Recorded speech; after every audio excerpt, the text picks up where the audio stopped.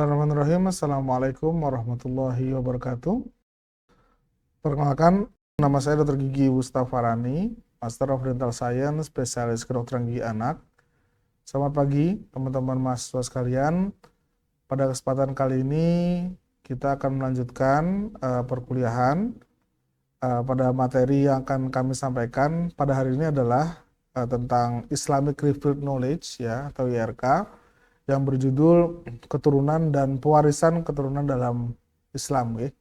Jadi IRK ini adalah salah satu materi perkuliahan yang mungkin hanya ada di UMY yang kita kaitkan keislaman dengan blog yang sedang kita jalani pada saat ini. Karena blog ini berbicara tentang pertumbuhan dan juga perkembangan, maka di IRK kali ini akan kami sampaikan tentang keturunan dan pewarisan dalam Islam. Baik, membicarakan tentang keturunan dan pewarisan keturunan dalam Islam tentunya tidak terlepas dari tugas atau kewajiban manusia kepada Allah Subhanahu wa Ta'ala ya, di dunia ini. Sebagaimana Quran Surah Al-Ahzab ayat 72, manusia bertugas di bumi ini untuk melaksanakan amanat Allah ya. Amanat Allah tentang ketaatan kepada Tuhan atau al-ta'ah, kemudian kewajiban agama atau al-faraid biasa kita sebut, kemudian akal dan al-aqlu dan juga kehendak bebas atau al-ikhtiyar. Nah, manusia juga berfungsi sebagai makhluk hidup di dunia ya, tanggung jawabnya kepada Allah, dan salah satu tugas makhluk hidup adalah berkembang biak.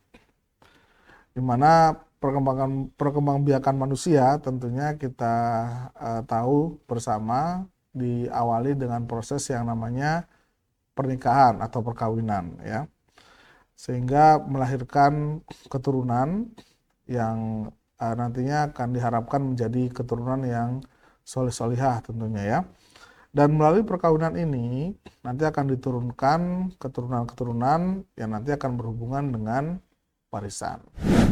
Baik, teman-teman sekalian, yang pertama yang akan kita bahas adalah tentang perkawinan. Kita tahu bersama bahwa perkawinan ini adalah bukan salah satu ya. Perkawinan ini adalah cara untuk menyatukan antara laki-laki dan perempuan. Secara definisi adalah suatu perjanjian ya atau akad yang untuk mengikatkan antara laki-laki dan perempuan dengan sukarela untuk mewujudkan kebahagiaan hidup dengan cara yang diridhoi Allah. Perlu digarisbawahi di sini adalah diridhoi oleh Allah Subhanahu wa Ta'ala, karena tidak ada cara lain ya untuk mempersatukan antara laki-laki dan perempuan selain dengan perkawinan atau pernikahan ini. Seperti yang tercantum dalam Quran surah An-Nisa ayat 1 yang berbunyi, A'udzubillahi minasyaitonirrajim. Ya ayyuhan nasu taqu rabbakumul ladzi khalaqakum min nafsin wahidah wa khalaqa minha zawjaha wa batha minhuma rijalan katsiran wa nisaa'a wattaqullaha alladzi tasaaluna bihi wal arham innallaha kana 'alaikum raqiba. Yang artinya, wahai manusia, bertakwalah kepada Tuhanmu yang telah menciptakan kamu dari diri yang satu, yaitu Adam, dan Allah menciptakan pasangannya Hawa dari dirinya, dan dari keduanya Allah memperkembangbiakan laki-laki dan perempuan yang banyak. Bertakwalah kepada Allah dan yang dengan namanya kamu saling meminta, dan peliharalah hubungan kekeluargaan. Sesungguhnya Allah selalu menjaga dan mengawasimu. Kemudian yang perlu kita pahami juga adalah tujuan dari perkawinan tersebut. Ya. Tujuan dari perkawinan yang pertama adalah untuk memperoleh keturunan yang sah. Seperti tercantum dalam Quran Surah Al-Furqan ayat 74 yang berbunyi, A'udzubillahi minasyaitonirrajim. Walladzina yaquluna rabbana hab lana min azwajina wa dzurriyyatina qurrata a'yun waj'alna lil muttaqina imama. yang artinya adalah dan orang-orang yang berkata, ya Tuhan kami, anugerahkanlah kepada kami pasangan kami dan keturunan kami sebagai penyenang hati kami, dan jadikanlah kami pemimpin bagi orang-orang yang bertakwa. Kemudian yang kedua adalah tujuan perkawinan itu untuk memenuhi hasrat naluriah secara sah. Ya, jadi dengan perkawinan ini hubungan antara suami dan istri akan sah atau tidak akan menimbulkan dosa ya, karena sudah terikat dengan perkawinan. Seperti yang termaktub dalam Quran surah Al-Baqarah ayat 187 ya, yang berbunyi A'udzubillahi minasyaitonirrajim. Uhilla lakum lailatas siyamir rafathu ila nisaikum hunna libasul lakum wa antum libasul lahun. Alimallahu annakum kuntum takhtanuna anfusakum fataba alaikum wa afa ankum. Fal'ana bashiruhunna wabtaghu ma kataballahu lakum wa kulu washrabu hatta yatabayyana lakumul khaytul abyadu minal khaytil aswadi minal fajr thumma atimmus siyama ilal lail wala tubashiruhunna wa antum aakifun fil masajid tilka hududullahi fala taqrabuha kadzalika yubayyinullahu ayatihi linnasi la'allahum yattaqun. Yang artinya dihalalkan bagimu pada malam hari puasa bercampur dengan istrimu. Mereka adalah pakaian bagimu dan kamu adalah pakaian bagi mereka. Allah mengetahui bahwa kamu tidak dapat menahan dirimu sendiri, tetapi Dia menerima taubatmu dan memaafkan kamu. Maka sekarang campurilah mereka dan carilah apa yang telah diterapkan Allah bagimu. Makan dan minumlah hingga jelas bagimu perbedaan antara benang putih dan benang hitam yaitu fajar. Kemudian sempurnakanlah puasa sampai datang malam, tetapi jangan kamu campuri mereka ketika kamu beriktikaf dalam masjid. Itulah ketentuan Allah, maka janganlah kamu mendekatinya. Demikian Allah menerangkan ayat-ayatnya kepada manusia agar mereka bertakwa. Nah, kemudian tujuan perkawinan adalah untuk menjaga manusia dari kerusakan dan kejahatan, serta membentuk keluarga dan menumbuhkan semangat berusaha untuk memperoleh rezeki. Ya, tentunya dengan perkawinan itu akan menghindarkan manusia berbuat kerusakan. Ya, misalnya naudzubillah zina misalnya ya, kemudian keturunannya nanti akan bernasab pada siapa juga akan susah, gitu ya. Tadi menghindari kerusakan kejahatan yang demikian, dan juga membentuk keluarga dan menumbuhkan semangat berusaha untuk memperoleh rezeki. Terutama bagi kepala keluarga sudah menikah, tentunya tanggung jawabnya juga semakin besar ya, tanggung jawab mencari rezeki untuk menafkahi keluarga, dan ini juga menumbuhkan semangat. Dalam pernikahan, kita sebagai manusia juga dapat mengupayakan hal-hal tertentu untuk mendapat keturunan yang sempurna. Dalam hadis riwayat Bukhari yang berbunyi, yang artinya dari Abu Hurairah radhiyallahu an dari Nabi SAW, beliau bersabda, wanita itu dinikahi karena 4 hal. Karena keturunannya, karena kecantikannya, dan karena agamanya, dan juga karena hartanya. Maka pilihlah karena agamanya, niscaya kamu akan beruntung. Hadis riwayat Bukhari. Dan ini adalah anjuran yang disampaikan oleh Rasulullah ya, untuk memilih pasangan hidup itu yang berkualitas, maksudnya seperti itu. Yang berkualitas, gimana kita melihat, kalau di Indonesia sering kita dengar ya bibit bebet bobot begitu ya. Dan ini memang harus kita pilih untuk mendapatkan keturunan yang sempurna, yang baik gitu ya. Baik dari segi akhlaknya, baik dari segi penampilannya, baik dari segi hartanya begitu ya. Dan itu sangat dianjurkan dalam Islam. Tapi juga ditekankan di sini adalah pilihlah karena agamanya ya. Tadi disampaikan supaya kita menjadi orang-orang yang beruntung, kata Rasulullah. Karena di sini agama itu yang paling penting ya, menentukan langgengnya perkawinan apa tidak gitu ya. Dari agamanya seorang perempuan bisa menjadi istri yang baik, begitu pula sebagai laki-laki bisa menjadi suami yang baik dengan dia tahu agamanya, gitu ya. Kemudian kita juga diharapkan untuk menghindari atau larangan menikahi wanita yang mohon maaf ODGJ misalnya gitu ya. Kemudian wanita yang berpenyakit kambuhan dan mandul misalnya gitu ya. Dan juga kita disarankan untuk memilih pasangan, terutama laki-laki nih ya, untuk memilih wanita yang masih gadis atau yang belum menikah, gitu ya.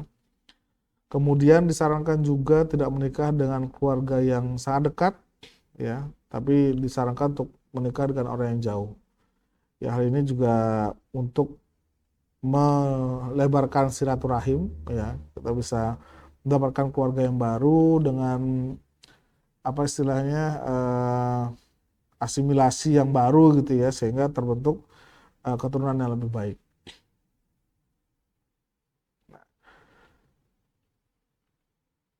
Tentunya dalam Islam ya juga ada yang perlu diperhatikan ya.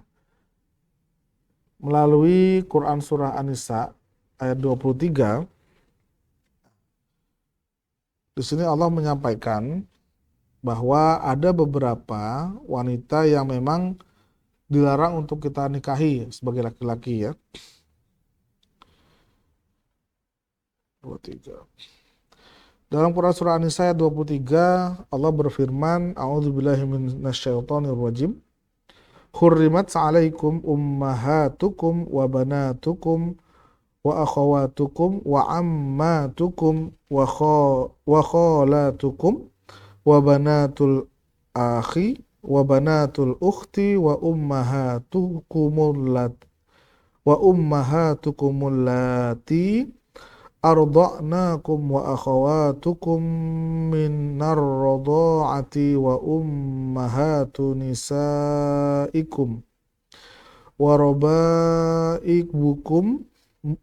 wa rabaibukumul lati fi hujurikum min nisaikumul lati dakhaltum bihin fa illam takunu dakhaltum bihinna fala junaha 'alaikum wa halailu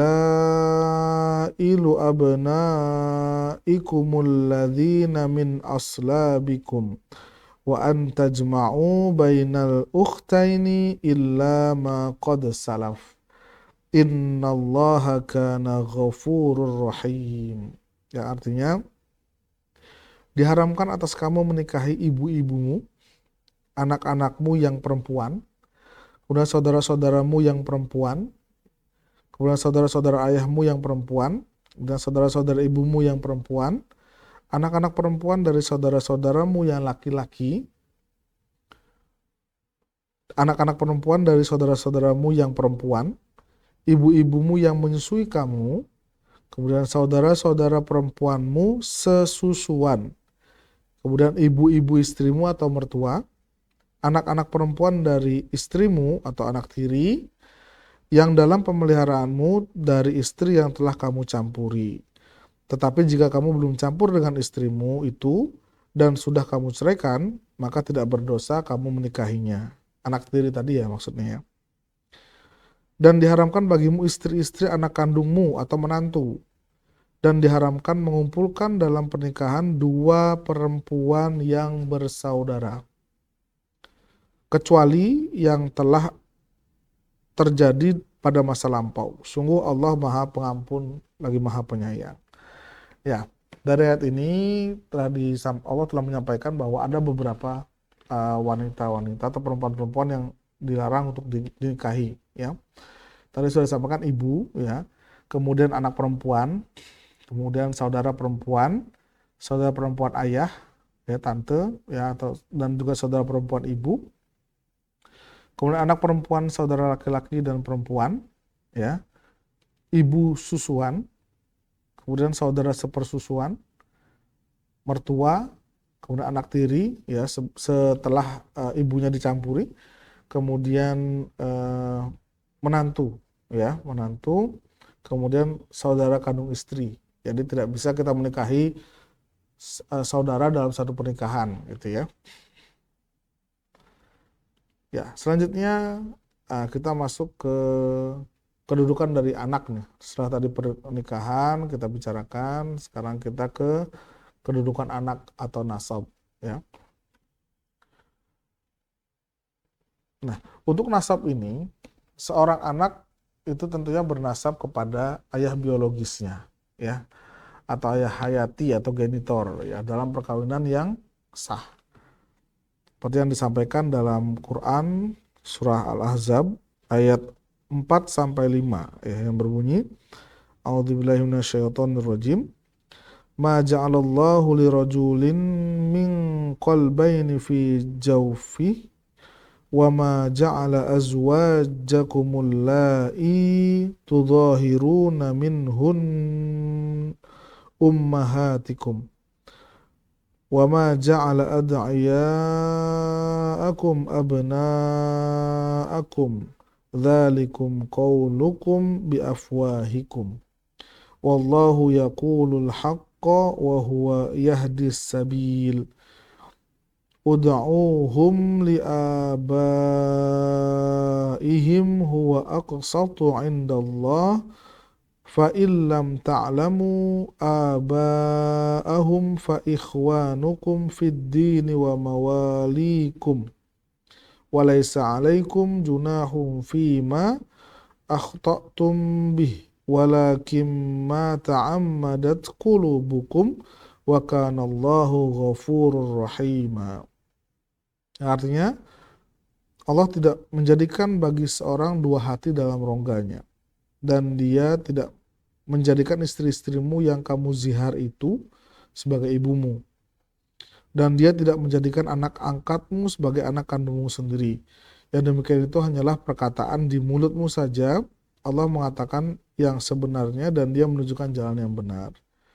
Panggillah mereka, anak angkat itu, dengan memakai nama bapak-bapak mereka. Itulah yang adil di sisi Allah. Dan jika kamu tidak mengetahui bapak mereka, maka panggillah mereka sebagai saudara-saudaramu seagama dan maula-maulamu.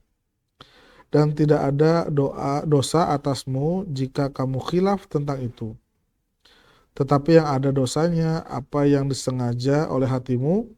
Allah Maha Pengampun lagi Maha Penyayang. Jadi anak di sini bernasab ke ayah kandungnya, tapi catatannya adalah dengan melalui pernikahan yang sah, ya. Nah, dari ayat tadi juga disebutkan bahwa anak tidak bernasab kepada ayah biologis, ya, ayah hayatinya atau genitornya atau ayah kandungnya tanpa melalui proses pernikahan yang sah, misalnya lewat perzinahan. Ya, misalnya dia berzina kemudian hamil, kemudian melahirkan tanpa melalui proses pernikahan, maka anaknya tidak berhak bernasab ke ayah biologisnya, walaupun itu memang benar ayah biologisnya. Dan anak bernasab kepada ibunya, ya. Kalau dalam kasus perzinahan tadi dianggap anak ibu, ya. Nanti binnya, kalau misalnya dia laki-laki, binnya bin ibunya, atau kalau misalnya dia perempuan, binti ibunya. Nah, anak yang tidak bernasab, baik pada ibu maupun ayah hayatinya, nah itu juga ada pendapat ulama yang menyatakan demikian, yang bermadzhab Hanafi biasanya. Mazhab Hanafi mengatakan jika melalui proses perzinahan, anak itu tidak bisa memiliki nasab baik dari ayahnya kandungnya atau ibunya, gitu ya. Jadi nggak punya nasab. Nah, ini biasanya dikembalikan ke belakangnya, mungkin akan diberikan nama Allah, gitu ya. Misalnya si Fulan bin Abdullah, gitu misalnya.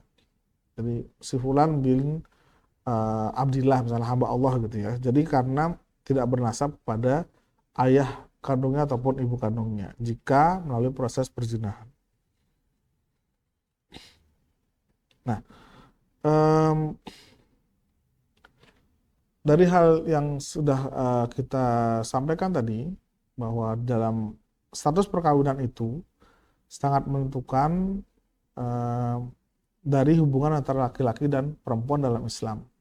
Ya, jadi perlu dicatat adalah perkawinan ini adalah pintu masuk untuk membentuk suatu keluarga yang bisa menjaga kita, ya, untuk tidak melakukan hal-hal yang tidak diperbolehkan dalam agama. Jadi dengan pernikahan, hubungan antara laki-laki dan perempuan itu bisa menjadi sah dan bahkan berpahala. Di mana apabila kita lakukan itu di luar pernikahan menjadi dosa besar, tapi dengan pernikahan itu bisa menjadi pahala, ya, bagi kita dan juga istri kita dalam beribadah kepada Allah. Jadi eh, sebaiknya memang ini ya, memang melakukan pernikahan itu adalah seperti tadi sudah disampaikan di awal, dia mencegah kerusakan, juga mencegah eh, ketidakjelasan nasab nanti ya. Nah, itu juga salah satu fungsi pernikahan, sehingga dalam Islam itu sudah diatur dengan demikian rupa supaya menguntungkan bagi semua pihak, dari segi laki-laki, dari segi perempuan, bahkan nanti dari anaknya itu pun nasabnya jelas, ya, tidak terkatung-katung misalnya gitu ya. Baiklah, setelah pernikahan tadi di awal sudah kita sampaikan bahwa pernikahan itu akan melegalkan manusia dalam berkembang biak, dan setelah berkembang biak mendapatkan keturunan, maka eh, ada yang disebut dengan atau disilakan dengan warisan. Ya, warisan ini adalah sesuatu yang diturunkan dari orang tua ke anaknya nanti, gitu ya. Oke, kita bicara tentang warisan, masalah yang pasti dialami setiap orang, dan perlu dicatat ini adalah sesuatu yang mudah menimbulkan sengketa. Maka banyak kita dengar di berita sengketa antara saudara, antar sepupu, bahkan orang tua dengan anak, gitu ya, terkait masalah warisan ini. Nah, dalam Quran surah An-Nisa ayat 11, Allah menyampaikan, A'udzubillahi minasyaitonirrajim. Yusikumullahu fi auladikum lidzakari mithlu hadzil unthayain. Fa in kunna nisa'an fawqa ithnataini falahunna thulutha ma tarak. Wa in kanat wahidatan falahan nisf. Wali abawaihi likulli wahidin minhumas sudus mimma taraka in kana lahu walad. Fa illam yakul lahu waladun wa warithahu abahu fali ummihi thuluth. Fa in kana lahu ikhwatun fali ummihi sudus min ba'di wasiyati yusi biha audain. Abaukum wa abnaukum la tadruna ayyuhum aqrabu lakum naf'a fariyadatan minallah innallaha kana aliman hakima. Artinya, Allah mensyariatkan atau mewajibkan kepadamu tentang pembagian warisan untuk anak-anakmu, yaitu bagian seorang laki-laki sama dengan bagian dua orang anak perempuan. Karena satu laki-laki sama dengan dua bagian anak perempuan. Dan jika anak itu semuanya perempuan, yang jumlahnya lebih dari dua, maka bagian mereka 2/3 dari harta yang ditinggalkan. Jika dia anak perempuan itu seorang saja, maka dia memperoleh setengah harta yang ditinggalkan. Dan untuk kedua ibu bapak, bagian masing-masing 1/6 dari harta yang ditinggalkan. Jika dia yang meninggal mempunyai anak, tadi ya 1/6 ya. Kemudian jika dia yang meninggal tidak mempunyai anak dan dia diwarisi oleh kedua ibu bapaknya saja, maka ibunya mendapat 1/3. Jika dia yang meninggal mempunyai beberapa saudara, maka ibunya mendapat 1/6. Pembagian-pembagian tersebut di atas setelah dipenuhi wasiat yang dibuatnya atau dan setelah dibayar hutangnya. Tentang orang tuamu dan anak-anakmu, kamu tidak mengetahui siapa di antara mereka yang lebih banyak manfaatnya bagimu. Ini adalah ketetapan Allah, sungguh Allah Maha mengetahui lagi Maha bijaksana. Nah, dari yang di atas dapat kita ketahui bahwa pembagian warisan ini adalah wajib, ya. Jadi perlu dipersiapkan jauh-jauh hari, nggak masalah sebenarnya, tidak masalah ya, untuk mencegah kejadian tidak diinginkan, ya, seperti pertengkaran antar saudara karena orang tua sudah meninggal. Nah, terkadang di masyarakat kita masih tabu ya, tabu untuk membicarakan warisan selama orang tua kita masih hidup ya. Padahal itu penting sebenarnya. Padahal itu penting, jadi tidak masalah untuk membagi waris selama orang tua kita masih hidup misalnya. Ya, bukan berarti kita mendoakan orang tua kita cepat meninggal gitu ya, naudzubillah min dzalik. Tapi ini adalah suatu ketetapan dari Allah yang harus dikeluarkan, yang harus dibagikan segera gitu ya, supaya menghindari pertengkaran, menghindari keiri-irian nanti ya. Maka Allah menetapkan ilmu waris ini untuk mengatur. Sehingga tujuannya apa? Keturunan-keturunan dari kita nanti itu sudah mendapatkan bagiannya masing-masing secara agama, secara adil gitu ya. Adil bukan berarti sama, tapi adalah mengikuti ketentuan dari Allah Subhanahu wa taala, sehingga setelah peninggal orang tuanya, anak-anaknya tidak terlantar kasarnya begitu ya, karena sudah memiliki bagian dari warisan-warisannya. Jadi jangan tabu untuk membicarakan warisan walaupun orang tua kita atau kita nanti masih hidup gitu ya. Jadi ini sesuatu yang disarankan untuk segera dilakukan ya. Kemudian hadis riwayat Tirmidzi, Al-Hakim menyampaikan bahwa pelajarilah ilmu waris dan ajarkanlah ilmu itu kepada orang lain. Karena aku akan wafat dan sesungguhnya ilmu ini akan dicabut, kata Rasulullah. Kelak akan timbul fitnah hingga ada dua orang yang berselisih mengenai pembagian waris, namun tidak ada yang bisa memutuskan perkara mereka. Nah, ini salah satu ilmu yang akan diangkat kalau dicabut oleh Allah ya. Jadi sampai-sampai bahkan nanti nggak ada yang tahu sama sekali tentang ilmu waris nih. Makanya kita harus pelajari ilmu waris ya, walaupun nggak terlalu dalam. Kita harus minimal tahu dulu pembagiannya berapa untuk anak perempuan, untuk anak laki-laki, terus apabila ada saudara kita, ada orang tua kita, gitu, minimal harus tahu pembagiannya. Oke. Nah, dalam ilmu waris itu ada beberapa istilah yang perlu kita ketahui ya. Yang pertama adalah ilmu mawaris. Ya, ilmu mawaris itu adalah ilmu yang mempelajari kriteria tentang ahli waris. Ya. Di antaranya adalah siapa saja yang berhak menjadi ahli waris, gitu ya. Terus kemudian sebabnya kenapa dia mendapatkan warisan, kemudian prosesnya seperti apa, kemudian syarat-syaratnya dia menerima waris dan permasalahannya juga dibahas. Nah, kemudian selain ilmu waris tadi, ada yang namanya istilah ilmu faraid. Nah, ilmu faraid ini adalah ilmu yang menjelaskan bagian-bagian waris yang telah ditetapkan Al-Quran dan hadis, ya. Pembagian-pembagiannya. Ibu dapat berapa, ayah dapat berapa, anak dapat berapa, kemudian yang lain juga dapat berapa. Nah, itu dalam ilmu faraid dijelaskan. Nah, kemudian ada istilah waris. Nah, waris ini adalah orang yang termasuk ahli waris yang berhak menerima warisan. Hak waris dapat timbul karena hubungan darah, ya. Kemudian karena hubungan perkawinan, kemudian ada ahli waris yang sesungguhnya memiliki hubungan kekerabatan yang dekat, misalnya ya. Terus akan tetapi tidak berhak mendapatkan waris. Ada juga kerabat dekat, tapi dia nggak berhak mendapatkan waris. Nah, jika ada hal seperti itu, ya, ahli waris yang demikian itu disebut dengan zawu al-arham. Ya, dia kerabat dekat, keluarga, tapi tidak berhak mendapatkan warisan karena hal tertentu. Zawu al-arham. Ya.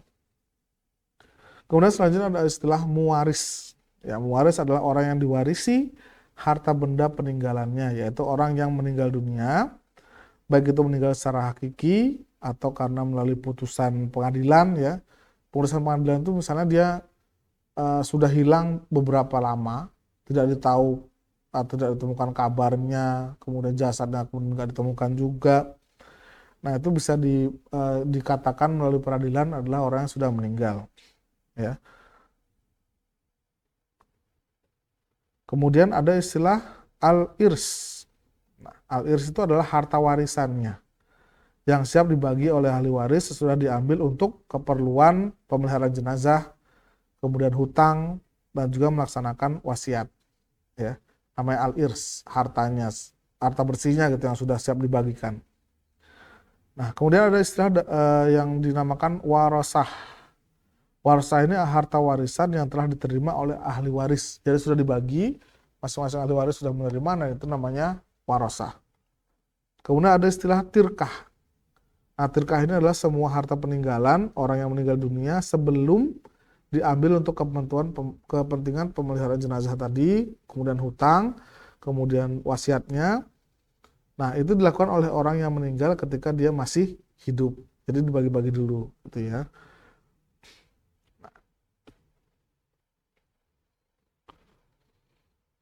Baik, nah selanjutnya kita akan membicarakan sebab terjadinya warisan, ya. Sebab terjadinya warisan tadi sudah sempat disampaikan bahwa sebab terjadi warisan itu adalah hubungan kekeluargaan, ya, istilahnya adalah korobah, kemudian hubungan perkawinan, musaharah, kemudian ada wala namanya, ya, atau persaudaraan atau hubungan antara bekas budak dengan orang yang memerdekakan. Kemudian sebabnya juga bisa terjadi karena tujuan Islam atau jihad Islam. Nah, kalau tadi ada sebab terjadi warisan, ada juga yang menghalangi, ya. Ada yang menghalangi pewaris itu mendapatkan warisan, ya. Yang pertama adalah berbeda agama, ya, atau antar pewaris dengan ahli waris. Misalnya dia murtad, ya, atau keluar dari agama Islam, misalnya gitu, dia sudah tidak berhak lagi mendapatkan warisan. Kemudian misalnya pewarisnya tadi melakukan tindakan pembunuhan kepada yang mewariskan, itu juga tidak berhak menerima. Kemudian budak, ya, budak juga tidak bisa menerima warisan dari tuannya, misalnya gitu, ya. Nah, kemudian selanjutnya ada syarat untuk pembagian warisan, ya. Yang pertama, warisan akan dibagikan setelah si pewaris benar-benar sudah meninggal dunia, ya. Dia sudah sampaikan, walaupun baik meninggal secara hakiki atau secara zahirnya terlihat dia meninggal, atau putusan pengadilan seperti tadi, ya. Kemudian ahli waris benar-benar masih hidup ketika pewarisnya sudah meninggal, ya, itu berhak diberikan. Lain halnya apabila yang akan diwariskan juga sudah meninggal, maka warisannya tidak berhak diterima lagi oleh yang sudah meninggal.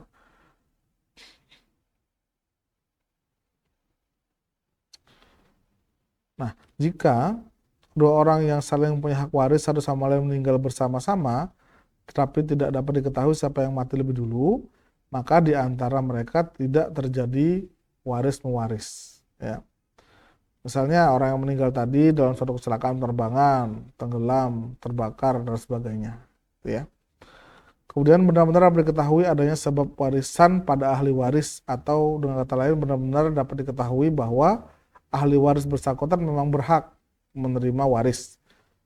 Nah, syarat ketiga ini disebutkan sebagai suatu penegasan yang diperlukan terutama di pengadilan kalau misalnya memang bersengketa, gitu, ya. Secara umum disebutkan dalam sebab-sebab warisan.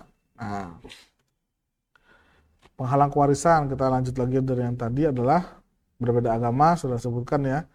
Ahli warisnya murtad misalnya, kemudian pembunuhan, ya. Hadis Nabi mengajarkan bahwa pembunuh tidak berhak mewaris atas peninggalan orang yang dibunuh, ya. Yang dimaksud dengan membunuh adalah membunuh dengan sengaja yang mengandung unsur pidana demi mendapatkan harta, misalnya, ya. Di sinetron-sinetron tuh dia membunuh pewarisnya, nah itu tidak berhak mendapatkan warisan. Tetapi pembunuhan yang tidak menjadi penghalang mewarisi adalah pembunuhan karena khilaf atau tidak sengaja ya. Atau yang kedua, pembunuhan dilakukan oleh orang yang tidak cakap melakukan perbuatan hukum, misalnya berkebutuhan khusus ya atau DGJ. Yang ketiga, pembunuhan yang dilakukan karena tugas negara misalnya. Nah, misalnya beda negara nih orang tua dengan anak gitu ya, kemudian terjadi perang, naudzubillah, terus orang tuanya harus membunuh anaknya harus membunuh orang tuanya misalnya. Nah, itu tidak terhalang warisnya tetap berhak diterima oleh anaknya tadi. Kemudian yang keempat, pembunuhan karena uzur untuk membela diri. Ya, misalnya diperlakukan tidak baik, perlakukan zolim, misalnya dengan orang tuanya eh, dia membela diri gitu ya, terus sampai terbunuh orang tuanya, dan itu tidak terhalang oleh warisan. Nah, ini di tabel sudah saya sampaikan juga, ini adalah bagian-bagian dari masing-masing ahli waris. Ya, nanti bisa dicek sendiri di rumah, bisa dibaca-baca supaya kalian bisa ada gambaran kalau di keluarga saya nanti dapatnya sekian sekian sekian, misalnya saya dapat beberapa gitu ya. Nanti bisa dicek di tabel ini. Baik teman-teman sekalian, demikian yang dapat kami sampaikan pada kesempatan pagi hari ini. Semoga bermanfaat, semoga nanti bisa menjadi tambahan ilmu bagi teman-teman sekalian, karena ini merupakan hal yang sensitif juga ya, tapi sebenarnya tidak tabu untuk kita bicarakan ya, karena ini juga penting, ini pengetahuan agama, minimal bagi kita sendiri ya, kita harus tahu pembagian waris seperti apa nanti ya, sehingga minimal kita bisa mencegah atau preventif atau mencegah jika nanti terjadi hal-hal yang tidak diinginkan di keluarga kita sendiri. Ya, kita sudah tahu pembagiannya seperti apa, tinggal melaksanakan saja nanti. Baik, teman-teman sekalian, dengan demikian berakhirlah sesi kita pada hari ini. Mari kita tutup pertemuan kita pada hari ini dengan membaca hamdalah dan doa penutup majelis. Alhamdulillahirabbil alamin, subhanakallahumma bihamdika asyhadu an la ilaha illa anta astaghfiruka wa atubu ilaik. Terima kasih, sampai jumpa di pertemuan selanjutnya. Assalamualaikum warahmatullahi wabarakatuh.